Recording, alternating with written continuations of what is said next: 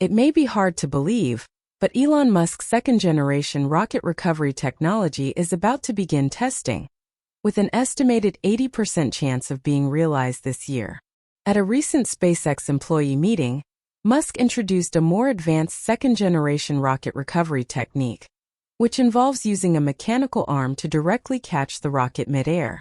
After a simple inspection and maintenance, the rocket can be launched again in a short period of time.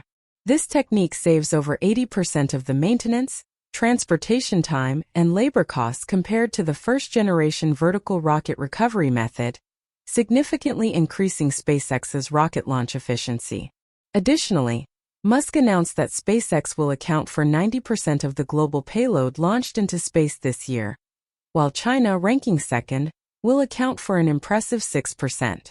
All other spacefaring nations combined will only account for 4%. Furthermore, when it comes to launching payloads, SpaceX can increase its share from 90% to 99% globally. This is truly mind-boggling. To compete with SpaceX, other companies must achieve rocket reusability and recovery technology. Although some aerospace companies have made progress, their efforts are still in the testing phase. SpaceX's first-generation rocket recovery technology has been in use for 8 years, and no one else has truly been able to implement such rocket recovery operations.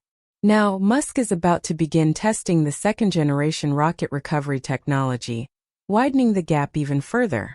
This will indirectly spur global aerospace companies to make efforts to catch up, ultimately driving the development of global aerospace technology.